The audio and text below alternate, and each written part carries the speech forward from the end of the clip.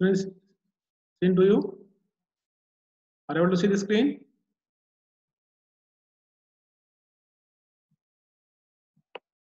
Yes.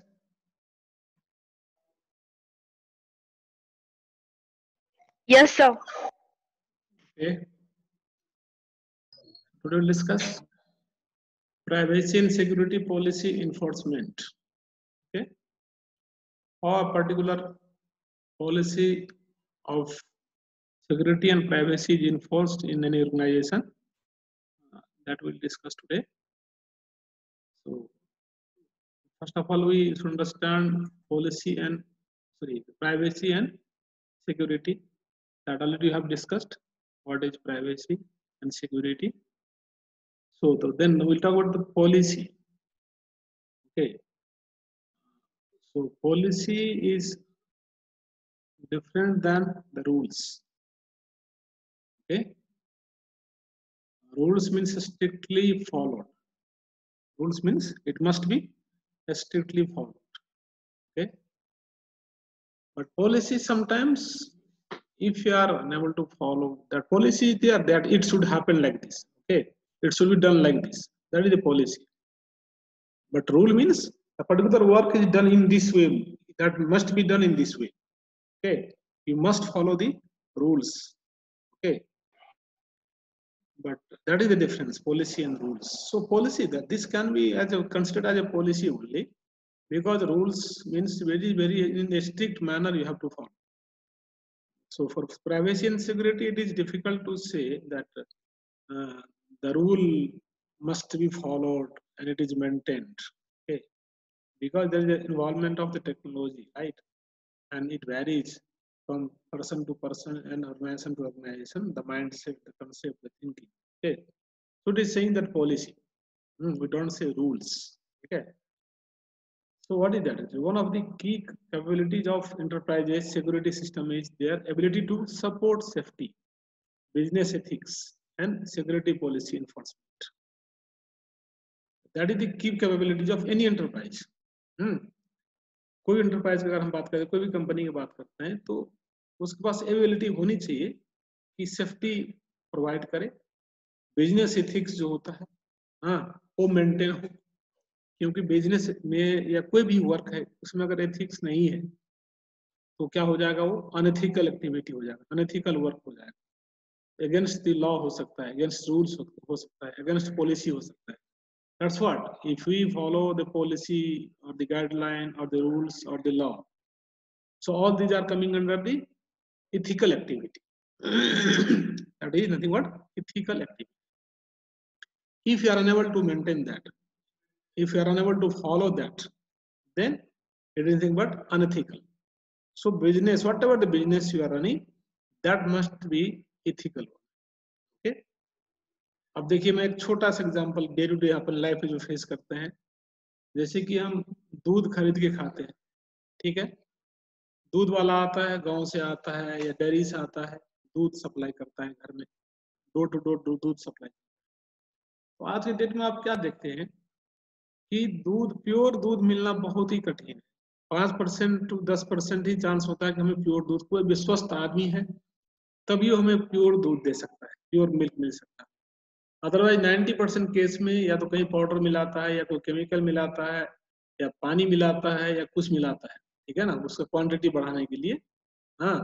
Money, ज्यादा money earning concept, money collecting. We don't say earning money. Earning money means if they provide pure milk, that is called money earning. But if a person is not supplying pure milk, that is collecting money from us. They are mixing water and milk, and in 750 ml of milk, they are mixing 250 ml of water. That is, they are collecting the money by selling water. Okay, so that is not ethical. उसको मैं ethical नहीं बोल सकता, क्योंकि भाई आपका जो भी रेट है 50 रुपीज लीटर है, तो उसके जगह आप 60 रुपीज ले लो, 65 रुपीज ले लो, that can be the ethical one, because उसको भाई प्रॉफिट नहीं हो रहा है. आज के डेट में जो जितने फोडर्स होता है कैटल को खिलाने के लिए, वो कॉस्टली है. तो भाई हमें 50 रुपीज में नहीं हो पाता है, आई मीन लॉस. तो वो 60 रुपीज कर सकता है, 65 कर सकता है. That is ethical. बट आप हमें चीट करोगे, पानी मिलाओगे, पाउडर मिलाओगे, कुछ और मिक्स करके हमें दोगे, that is not ethical, right? That is meaning of ethical. So the business, whatever the business we are running, that must maintain proper ethics and security policy. Obviously, अगर हम data का बात करते हैं, ऑनलाइन हो या ऑफलाइन हो, तो अगर हम डाटा का बात करते हैं तो डाटा जब तक सिक्योर नहीं हो पाता है, सिक्योरिटी पॉलिसी जब तक फॉलो नहीं किया जाएगा, मेंटेन नहीं किया जाएगा, तो उसमें क्या होगा, बिजनेस की रिलायबिलिटी खत्म हो जाएगा. ठीक है ना? आप चीट कर लो, एक दिन, 2 दिन, 6 महीना, 1 साल कर सकते हो, लेकिन लॉन्ग लाइफ के लिए आप नहीं कर सकते हो. जैसे कि कोई ऑर्गेनाइजेशन, कोई यूनिवर्सिटी या कॉलेज आपको एडमिशन के टाइम में बोलता है कि भाई आप इस कोर्स में एडमिशन लो हमारे यहाँ, हम आपको अच्छे से पढ़ाई करेंगे, करवाएंगे, अच्छा ट्रेनिंग देंगे, और फाइनल ईयर में जाते ही आपका कैंपस करवाएंगे, कैंपस में आपका सिलेक्शन होगा, and you will be placed 100%. आपके पास जॉब ऑफर लेटर होगा आपके हाथ. तो आप इथिक है बिजनेस का, भाई चलो हम एजुकेशन प्रोवाइड कर रहे हैं तो बच्चे का हम भविष्य का भी गारंटी ले रहे हैं कि भाई आपको हम जॉब दिलवाएंगे. ठीक है ना? लेकिन वो ऐसा नहीं कर पा रहा है. जिस तरह से कमिट किया है, प्रॉमिस किया है स्टूडेंट के साथ, ऐसा कुछ भी नहीं हो पा रहा है. बच्चे सिंपली पास आउट होके चला गया, उसको ना तो जॉब के लिए कुछ प्रयास किया गया ऑर्गेनाइजेशन तरफ से, हाँ, ना स्टूडेंट्स दिया गया, कुछ भी नहीं. ठीक है ना? तो क्या हुआ, अनएथिकल. हमने आपसे अगर कमिट किया है कि भाई आपको आप अच्छे से पढ़ाई करेंगे, रिजल्ट आपका अच्छा होगा तो हम कैंपस करवाएंगे और आपका सिलेक्शन होगा. ठीक है, at least we must try for that. We must call various companies for the campus drive. उसमें आपका सिलेक्शन अगर नहीं हो पाता तो हो सकता है कि आपके एंड से कुछ कमी है, आप अच्छे से प्रिपेयर नहीं कर सके, आपका एकेडमिक उतना अच्छा नहीं है, तो that is not the fault of organisation. लेकिन हम कंपनी को नहीं बुला पाए और हम एडमिशन के टाइम में बड़ा बड़ा बात करके हम एडमिशन करवा लिए, तो क्या हुआ, अनइथिकल. ठीक है ना? तो जो पॉलिसी बनता है वो पॉलिसी को मस्ट बी मेंटेन्ड. अदरवाइज क्या होगा कि वो बिजनेस, जो भी बिजनेस हो, बिजनेस लंबे समय के लिए नहीं चल पाएगा. ठीक है ना? इस तरह से अगर हम ऑनलाइन के डाटा का बात करते हैं तो डाटा हमसे जब भी कोई एक्सेस करते हैं, कोई भी साइट को एक्सेस करते हैं, जो भी पर्पस हो, तो हमारा डाटा, हमारा डिटेल लेता है. तो कंपनी का पॉलिसी होता है कि भाई जो भी डाटा हम लेते हैं किसी का, वो उसका सिक्योरिटी मस्ट मेंटेन, राइट? अगर वो नहीं हो पाता है तो फिर क्या होगा, प्रॉब्लम होगा. You won't trust on that company, that enterprise. ठीक है ना? नेक्स्ट टाइम आप नहीं जाओगे, आपके साथ चीटिंग होगी. तो इसलिए सिक्योरिटी पॉलिसी के इन्फोर्समेंट होना जरूरी है. Otherwise business, the enterprise can not be run for longer time. ठीक है? The ability to detect improper behaviour, access it as a real event, and use the evidence to support additional training or enforcement is of tremendous value to any organization. ठीक है? अब क्या होता है कि देखो, ऑर्गेनाइजेशन की अगर हम बात करते हैं, कोई एंटरप्राइज की बात करते हैं, तो उसमें वेरियस लेवल का वर्कर्स होता है. ठीक है ना? क्लर्क से लेके डायरेक्टर तक, एमडी तक होता है. ठीक है ना? तो जब पॉलिसी कुछ बनता है, जब कुछ गाइडलाइन दिया जाता है, तो उसको हर एक लेवल पर उसको फॉलो करना होता है. ठीक है ना? ऐसा नहीं कि जो गाइडलाइन है, जो रूल्स है, जो पॉलिसी बना है, वो सिर्फ अपर लेवल के लिए है या सिर्फ लोअर लेवल के लिए, ऐसा नहीं है. तो लोअर लेवल वाले तो डर के मारे, चलो भाई हमें तो पॉलिसी फॉलो करनी है भाई, हमें 8 बजे ऑफिस का टाइमिंग है तो हमें 8 बजे ही आना पड़ेगा, 8 से 4 हमें काम करना ही पड़ेगा. ठीक है ना? लेकिन जो अपर लेवल में होगा, चलो भाई 8 की जगह 9 भी जाएंगे, 10 बजे भी जाएंगे, तो कौन हमें बोलने वाला, कोई है तो नहीं. No one is there to ask me why you came late. ठीक है ना? तो उसका मिसयूज कर सकता है. तो उस केस में क्या होगा, पॉलिसी जो है, वर्किंग पॉलिसी, वो पॉलिसी मेंटेन नहीं हो पा रहा, फॉलो नहीं हो पा रहा. ठीक है ना? तो उस केस में क्या होना चाहिए, जिस लेवल का भी बंदा हो, वर्कर हो, उस पर सेम आपको एक्शन लिया जाए. चाहे वो डायरेक्टर हो, चाहे प्यून हो, चाहे क्लर्क हो, चाहे जो भी हो, उस पर एक्शन होनी चाहिए. तो एक्शन भी अब वेरी करेगा कि भाई आपको मैनेजिंग डायरेक्टर है, तो उसके लिए अलग कुछ पनिशमेंट होगा, जो प्यून है तो उसके लिए अलग पनिशमेंट होगा. लेकिन पनिशमेंट होनी चाहिए और डिफाइन, डिक्लेयर होनी चाहिए कि भाई पॉलिसी में किसके लिए क्या पनिशमेंट है. अदरवाइज क्या होगा भाई, कि ऑर्गेनाइजेशन हमारा चलाना मुश्किल हो जाएगा. जो अपर लेवल का बंदा है उसके लिए टाइम का ही कोई वैल्यू नहीं है, रूटीन ही फॉलो नहीं कर पा रहा है, डिसिप्लिन नहीं है, फिर तो नीचे वाले को आप क्या बोल सकते, कुछ भी नहीं बोल सकते आप। तो इस तरह में क्या होगा, कोलैप्स हो सकता है, राइट। तो the ability to detect improper behaviour, improper behaviour चाहे नीचे लेवल में हो, चाहे मिडिल लेवल में, चाहे अपर लेवल में, कहीं भी हो सकता है, that must be detected and access it as an real event, access it as a real event, जो है ऐसा ही होता है, यही सही, ऐसा नहीं होना चाहिए, and use the evidence to support additional training. तो आप जो आपका जो एविडेंस आपने जो डिटेक्ट किया है, मिसबिहेव का जो डिटेक्ट किया आपने, इम्प्रॉपर बिहेवियर जो आपने डिटेक्ट किया है, उसके लिए आपका एविडेंस होनी चाहिए। वो एविडेंस को बेस बनाते हुए आप क्या करें, ट्रेनिंग दिया, एडिशनल ट्रेनिंग का जरूरत होगा, इन्फोर्समेंट का जरूरत होगा। तो एक कंप्लीट एक आपका एक सिस्टम बन जाता है, पॉलिसी इन्फोर्समेंट के लिए एक सिस्टम बन जाता है। ग्रीवेंस सेल होता है, जैसे कि आप नॉर्मली देखेंगे कोई कॉलेज में, यूनिवर्सिटी में ग्रीवेंस सेल होता है, वुमेन्स ग्रीवेंस सेल होता है, जनरल ग्रीवेंस सेल होता है। ग्रीवेंस सेल में तो कोई भी ग्रीवेंसेज है, जिस भी एंड से हो, स्टूडेंट्स हो, फैकल्टीज हो, स्टाफ हो, जहां से भी हो, तो उसका सर्टेन पॉलिसी होता है, गाइडलाइन होता है कि भाई आपने ऐसा किया तो आपको पनिशमेंट इस तरह का मिले। अगर नहीं है उस तरह का पॉलिसी, ग्रीवेंस पॉलिसी नहीं है, तो फिर क्या होगा, इस तरह का अनवांटेड एक्टिविटी होता रहेगा, मिसबिहेव होता रहेगा, तो फिर इसका क्या होगा, निगेटिव इम्पैक्ट पड़ेगा सोसाइटी पर, ऑर्गेनाइजेशन पर। इस तरह से अगर डाटा का हम बात करते, डाटा सिक्योरिटी की बात करते हैं, तो डाटा सिक्योरिटी मान लो कि एक फाइल एक सिस्टम से दूसरे सिस्टम में कॉपी करना है, किसी के थ्रू करवाया मान लिया जाए, तो उसको वही गाइडलाइन फॉलो करना पड़ेगा कि जो गाइडलाइन सबके लिए है, कि अगर वो फाइल है, if किसी का इम्पोर्टेंट डाटा है, that should not be breached, that should not be leaked। वो बंदा जो ट्रांसमिट कर रहा है, वो वही जिम्मेवार है कि भाई हमें किस तरह से इस डाटा को ट्रांसमिट करना है एक सिस्टम से दूसरे सिस्टम, जिससे कि इसका प्राइवेसी ब्रीच ना हो, ठीक है। So these are the things, understood, समझ में?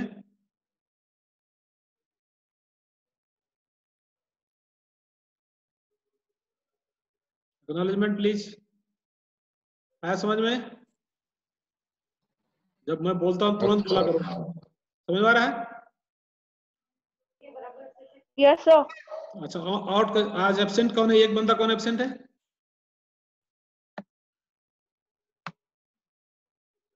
आज कौन एब्सेंट है भाई? दीपक एब्सेंट है क्या? दीपक। Yes, sir. दीपक को प्रॉब्लम क्या चल रहा है यार, नहीं आ पा रहा है? स्वस्थ तो है वो बंदा? स्वस्थ है कि नहीं? वो कुछ हुआ तो नहीं उसको?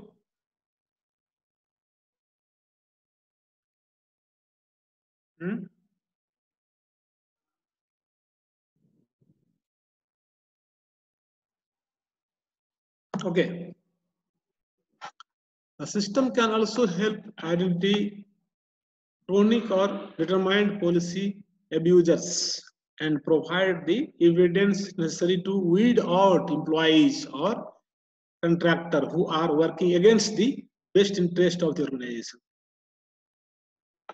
तो ऑर्गेनाइजेशन के पास एक ऐसा स्ट्रॉन्ग पॉलिसी होनी चाहिए, और कोई क्रोनिक या डिटरमाइंड पॉलिसी अब्यूजर है, जो पॉलिसी को अब्यूज करता है, जो ब्रेक करता है, उसको आइडेंटिफाई करने की पॉलिसी होनी चाहिए, एक सिस्टम सेटअप होनी चाहिए कि जिससे ट्रैक हो सके कि कौन बंदा ऐसा है जो पॉलिसी को वॉइड कर रहा है, ब्रेक कर रहा है, चाहे वो सिंपल केस हो चाहे क्रोनिक केस हो, दैट मस्ट बी आइडेंटिफाइड। इस तरह का सिस्टम सेटअप बननी चाहिए, क्योंकि क्या होता है कि जब हम डाटा का बात करते हैं, जब मैं आपको डे वन से बोलते आ रहा हूँ कि most important thing is the data, ठीक है ना, डाटा पर ही सारा खेल होता है।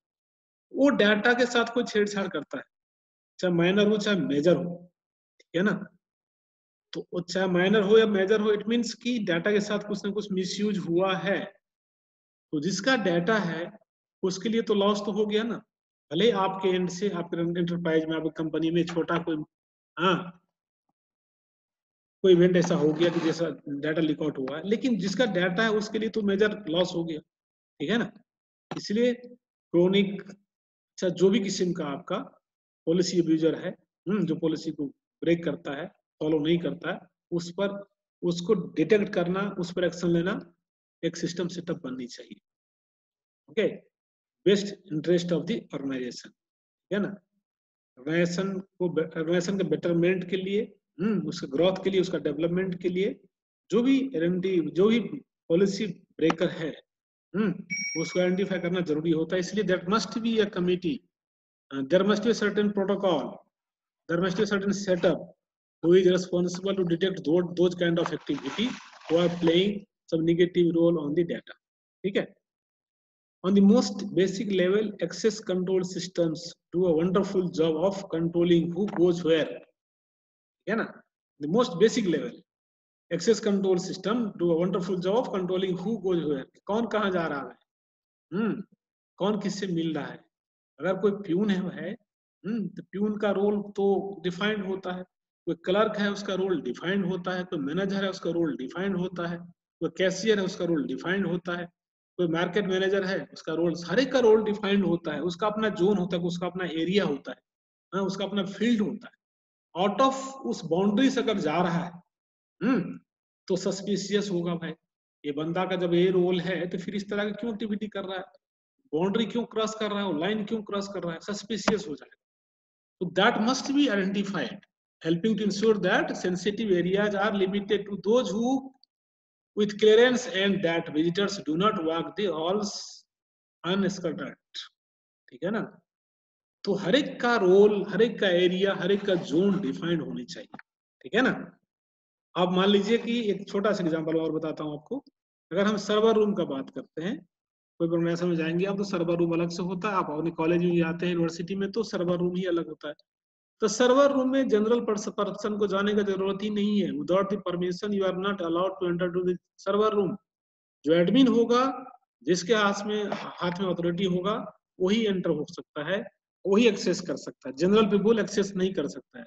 On a special case if you are having the written permission then only you are allowed with the permission of the admin. ठीक है ना? तो ये सब चीज गाइडलाइंस है, क्योंकि कोई भी ऑर्गेनाइजेशन में अगर हम देखते हैं तो डिफरेंट जोन होता है। आप बैंक का बात करो तो बैंक में आप देखे होंगे कि मोस्ट ऑफ द ब्रांचेज में लॉकर का कंसेप्ट होता है कि नहीं होता है? तो लॉकर रूम में क्या आज हम कस्टमर जा पाते हैं क्या? नहीं जा पाएंगे। हाँ, जिसका लॉकर है, जो परचेज किया है लॉकर, जो हायर किया है लॉकर, जिसको मिला है लॉकर परमिशन, वही बंदा उस परमिशन, जब भी परमिशन आपको मिलेगा, डायरी रजिस्टर मेंटेन होता है, रजिस्टर में एंट्री होगा, डेट, टाइम, एवरीथिंग, नाम, डिटेल्स एंटर होगा, then only you are allowed to go to the locker room. For everyone it is not open. ठीक है ना? For everyone it is not open. लेकिन कैशियर काउंटर की बात करें हम तो कैशियर काउंटर में तो सब जाता है, जितना भी कस्टमर जाएगा डेबिट क्रेडिट के लिए, सारे के सारे कस्टमर आपको उस लाइन में क्यू में जा सकता है। हाँ, और in some important case the person can meet manager, branch manager also, no problem. But locker room में क्यों जाएगा आदमी? It is not allowed. It is not allowed for everyone to enter into the locker room. Like that, एक zone का example बता रहा हूं आपको। कोई भी ऑर्गेनाइजेशन की हम बात करें, कोई एंटरप्राइज की बात करें, तो उसमें क्या होता है, आपको एक सर्टेन जोन होता है, उस पर पर्टिकुलर इंसान का, पर्टिकुलर वर्कर का ही अथॉरिटी होता है। ठीक है ना? तो ये सब चीज सारे कंसिडर होनी चाहिए। ठीक है? क्लियर है? Yes, sir. So security policy enforcement consists of two components. Security policy enforcement consists of two components. क्या क्या components है? Detection of violation and taking action when a violation occurs. तो दो चीज होनी चाहिए। पहले तो डिटेक्ट होनी चाहिए, उसके बाद एक्शन लेना पड़ेगा। ठीक है ना? डिटेक्शन ऑफ वायलेशन, जो भी कोई वायलेट कर रहा है पॉलिसी का, उसका डिटेक्ट होनी चाहिए, जरूरी है। ठीक है ना? उसके बाद उस पर जो सर्टेन जो रूल बोलता है, जो पॉलिसी बोलता है, वो पॉलिसी के हिसाब से उस पर एक्शन लिया जाना चाहिए। अदरवाइज अगर डिटेक्ट ही नहीं कर पाएंगे तो फिर उस पर एक्शन कैसे होगा? हो ही नहीं सकता। तो very first thing is to detect the person who has violated the policy and then you take the action. Detecting violation is the traditional use of SNOT. You can accomplish the detection through the use of an appropriate rules for the simpler case or with a plug-in for more complicated cases. तो ये दो आपको SNOT में जाइए, चाहे plug-in में जाइए आप। ठीक है ना? जो कम्प्लेक्स है या सिंपल है, जिसमें अगर और एग्जाम्पल बताऊंगा, सिंपल केस बताता हूँ आपको। SNOT में क्या होता है कि जैसे कि यूनिवर्सिटी का या कोई कॉलेज का एग्जाम्पल ले हम, उसमें लेक्चर टाइमिंग जैसे आपको टाइम टेबल मिला है, ठीक है ना, तो आपको टाइम टेबल है कि भाई 9 o'clock में पहला लेक्चर होगा, 9:50 में दूसरा लेक्चर होगा, ठीक है ना। तो उस टाइम में फिजिकली आप क्लास में हो तो कोई एज एस्पाई के रूप में किसी को अथॉरिटी दिया जाता है कि भाई आप राउंड पर जाओ, आपको कोई पहचान ना सके कि किस पर्पज से आप जा रहे हो। एस्पाई के रूप में काम करता बंदा, वो सिंपली जाएगा, वो बरामदा से वॉक करता जाएगा, देखेगा झांक के या दूर से ही देखेगा क्लास प्रॉपर्ली चल रहा है कि नहीं चल रहा है, क्लास में कुछ और बात तो नहीं हो रही है, या रियल में कुछ डिलीवर हो रहा है लेक्चर, इंपॉर्टेंट चीज या वो कोई मीनिंगफुल डिलीवर हो रहा है, ठीक है ना। अगर सही पकड़ा गया, सही चल रहा है तो नो प्रॉब्लम। अदर कुछ मान लीजिए कि फैकल्टी नहीं पहुंचा बाय द वे, क्लास में बच्चा हल्ला कर रहा है या फैकल्टी कुछ और इधर उधर के बातें कर रहा है, या डांस चल रहा है, कुछ और अनवांटेड एक्टिविटी चल रहा है, तो क्या हुआ, पॉलिसी वायलेट हुआ कि भाई जब लेक्चर आवर है 9 बजे से 9:40 तक, तो उसमें लेक्चर ही चलनी चाहिए, तो that must be detected and then must be taken certain action, ठीक है ना। तो या तो प्लग इन होगा कुछ कंसेप्ट, दैट डिपेंड्स कि ऑर्गेनाइजेशन किस तरह का पॉलिसी बनाता है डिटेक्शन के लिए, एंटी एक्शन के लिए, दैट डिपेंड्स। हर ऑर्गेनाइजेशन के वैरी करता है, कोई रूल नहीं है कि वैसा करेगा तो ऐसा ही होगा, ऐसा नहीं होता है। जैसे मैंने बताया आपको कि बहुत सारी जगह आपको क्लासरूम में कैमरा लगा हुआ है, अब कैमरा डिस्प्ले हुआ है, आपकी एक्टिविटी का डिस्प्ले हो रहा है, कोई बंदा बैठा हुआ है, डायरेक्टर है या कोई देख रहा है आपके क्लास में क्या चल रहा है, ठीक है ना। कहीं हिडन कैमरा भी लगा रहता है, नो प्रॉब्लम, चलता है, बहुत सारी जगह हिडन कैमरा लगा रहता है, आपको पता ही नहीं चलेगा इस रूम में कैमरा लगा हुआ है, लेकिन सारे के सारे आपकी एक्टिविटी वहां पर रिकॉर्ड हो रहा है। तो दैट हैपेंस, सो डिपेंड्स कि ऑर्गेनाइजेशन किस तरह का पॉलिसी फ्रेम करता है to maintain that security, yes और no. So that is very very important.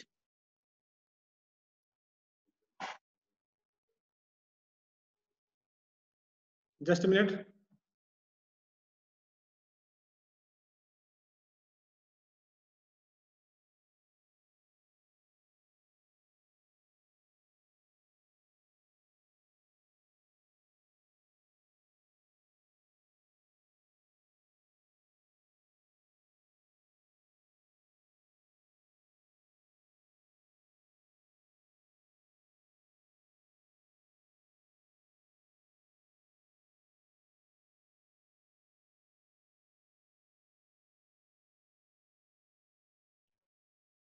Okay, so got it, समझ गए आप लोग?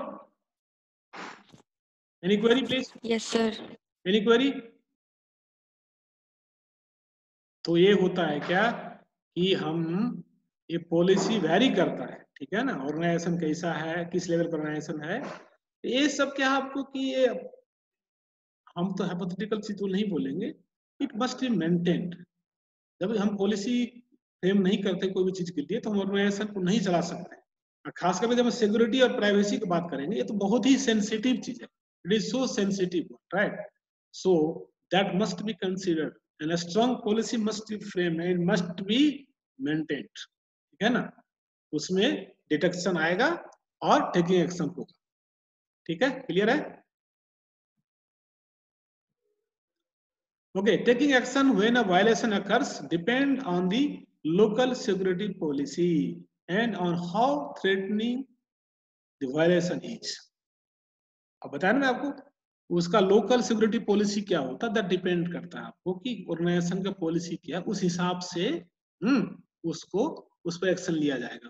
हाउ थ्रेटनिंग वायलेशन इज, किस तरह का वायलेशन है, दो चीज कि वहां का पहले तो उस ऑर्गेनाइजेशन का, उस इंटरप्राइज का, उसका पॉलिसी क्या है, और थ्रेटनिंग किस किस्म का है, क्या क्या क्या थ्रेट है, वायलेशन थ्रेट क्या है, वो भी देखना पड़ेगा, ठीक है ना। अगर छोटी मोटी चीज है, माइनर है, जिससे कोई खास इम्पैक्ट नहीं पड़ रहा है, तो चलो भाई चलता है, ठीक है ना, उसको समझा दिया जाएगा। फिर कभी कभी क्या होता है आपको कि आपको रिटर्न में देना पड़ता है, सो कॉज नोटिस का आप नाम सुने हो नाम, सो कॉज नोटिस सुने हो आप नाम, सो कॉज नहीं नोटिस? सर।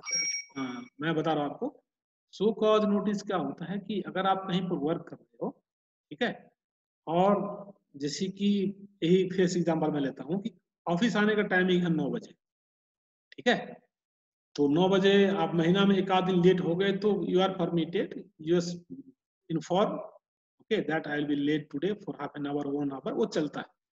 लेकिन अगर वो आपके रूटीन में आ जाता है, हफ्ता में आप 3 दिन लेट हो जाते हो, 9 के जगह आप 9:30 बजे आते हो या 10 बजे आते हो, हाँ, तो आपको 2 बार 3 बार 4 बार आपको लिखा रहता है, वो गाइडलाइन लिखा रहता है कि भाई कोई बंदा अगर लेट आ रहा है हफ्ता में 3 बार, तो 3 बार तक उसको समझाओ, प्रेम से वर्बली उसको बुलाओ, समझाओ, कन्विंस करो उसको कि ऐसा ना रिपीट करे।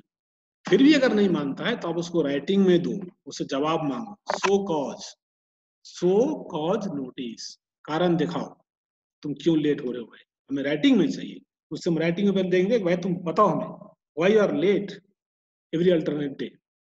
तो इसका मीनिंग हार्ड हो गया, क्या हो गया कि पहला सो कॉज नोटिस आएगा, दूसरी बात में एक और नोटिस जा सकता है, तीसरा बात में उसको फायर किया जा सकता है, you are fired from the job, ठीक है ना। तो हार्ड एक्शन मीन्स राइटिंग, वो जो हुआ आपका एक्शन हो गया राइटिंग पर उठ गया। वर्बल तो चलो चलता है 2 बार 4 बार 5 बार चलेगा, लेकिन अगर राइटिंग में चला गया तो राइटिंग में फिर क्या होगा, मेजर प्रॉब्लम हो जाएगा। तो इस तरह से कोई भी आपको, तो उसका सिक्योरिटी पॉलिसी क्या है उस पर डिपेंड करता है, ठीक है ना, और किस किस्म का वायलेशन है उसको देखना होता है, ठीक है। Action could be as simple as just logging the event, or it could involve an active response like those described earlier that could block the violating connection. ठीक है ना, कुछ सिंपल से सिंपल हो सकता है और आपको कम्प्लेक्स से कम्प्लेक्स हो सकता है। तो उस वो डिपेंड करता है आपका पॉलिसी गाइडलाइन क्या है, किस किस्म का वायलेशन के लिए, थ्रेटनिंग के लिए, हाँ, किस किस्म का एक्शन लिया जाए। So everything is depend upon the local security, local office, ठीक है ना। So now we are talking about the data. तो data is very very sensitive thing, right? तो उस data के लिए क्या होनी चाहिए, किस मतलब डाटा का इम्पोर्टेंस क्या है, कौन सा इम्पोर्टेंट, किस लेवल का importance of data handling by which, कौन सा पर्सन के पास किस तरह का डाटा होता है, that is very very important. Are you getting point. अगर आप वॉचमैन को, गेट कीपर को पूछोगे भैया आज दिन भर में कितना विजिटर्स आया, ठीक है ना, जैसे मैं एग्जाम्पल बता रहा हूँ आपको, आज ऑफिस में विजिट करने वाले कितना लोग आए, तो जैसे ही आप एंटर करते कोई ऑफिस में तो क्या होता है कि एक वॉचमैन होता है, गेट कीपर होता है, ठीक है ना, या गार्ड होता है, कोई होता है, आप पहले एंट्री करवाएगा कि भाई अपना एंटर कर दीजिए, आप क्या नाम है, कहाँ से आए हैं, पर्पस क्या है, कितने बजे आप एंटर कर रहे हो, आपको एक विजिटर्स कार्ड दे देगा, ठीक है ना, और आप अंदर गए फिर आए। तो वो बंदा से अगर पूछते हो तो क्या बताएगा आपको, यही बताएगा ना कि भाई इतने लोग आए सर आज विजिट करने के लिए, ये देखिए मेरा रजिस्टर है। तो उसमें अगर कुछ थोड़ा सा वो भी इम्पोर्टेंट है, वो भी इम्पोर्टेंट है, बहुत सारा सिनेरी हो सकता है कि जो गेट पर जो मेंटेन करता है रजिस्टर विजिटर्स का, वो भी इम्पोर्टेंट होता है, कभी बहुत ही इम्पोर्टेंट होता है। कोई क्रिमिनल केस किसी पर आ गया तो उसके पास एक प्रूफ हो सकता है कि ये बंदा तो हमारे पास था इस समय में, तो ये बंदा क्राइम कैसे कर सकता है। Are you getting point. अगर अगर मेरे ऊपर, अगर आपके ऊपर कोई केस हो जाता है, क्रिमिनल केस हो जाता है, रियली हैवंट डन दैट, तो आप बताओगे कि नहीं यार मैं तो इस समय तो मैं फलाना जगह था यार, मैं फलाना ऑफिस विजिट करने गया था। तो इंक्वायरी के लिए इमीडिएट उस ऑफिस कंसल्ट करेगा, भाई तो पता करो, बताओ ये बंदा क्या आपके ऑफिस में समय आया था, तो रजिस्टर में आपने तो मेंशन किया था कि 10-11 के बीच में इस ऑफिस में हूँ, रजिस्टर में रिकॉर्ड है, ठीक है ना। तो फिर आपका जो आपके ऊपर जो केस है वो केस नल एंड वॉइड हो जाएगा, उसका वेटेज ही नहीं बच जाएगा कुछ, ठीक है ना, एक एस्पेक्ट। दूसरा एस्पेक्ट है कि भाई सही में आपने क्राइम किया है और एक पर्टिकुलर ऑफिस में वॉचमैन से, गार्ड से मिल के आप अपना नाम एंटर करवा लेते हो कि भाई ऐसा ऐसा केस ऐसा कर, तो निगेटिव एस्पेक्ट में बहुत मेजर इशू बन जाता है। तो कहने वाला ये है कि डाटा का इंपॉर्टेंस वेरी करता है, डाटा का इंपॉर्टेंस वेरी करता है। आपने गेट पर गए, अपना नाम लिखा है, विजिटर्स किसे मिलना है, पर्पस लिख दिया, एक डाटा ये हुआ। दूसरा गए आप उस ऑफिस का बॉस से मिलने के लिए, ठीक है ना, उसके साथ आपने जो कम्युनिकेशन किया, आपने जो डाटा दिया, उसका इंपॉर्टेंस अलग, ठीक है। तो दैट डिपेंड्स कि डाटा किस लेवल के डाटा आप कहां पर शेयर कर रहे हो, अकॉर्डिंगली द पॉलिसी वैरीज, ठीक है। इट्स क्लियर, है समझ में। Yes, sir. Okay, so only 2 minutes left. I'm going to stop here. Policy enforcement mechanism का इसमें बात करेंगे, ठीक है, एक और लेक्चर लेंगे इस पर, हम ये टॉपिक को कंप्लीट करेंगे। Any query so far, do have any query please.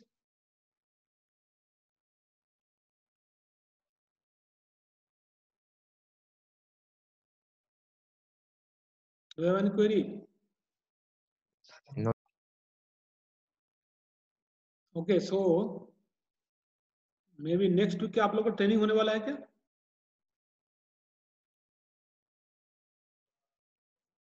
Yes. Do you have any idea?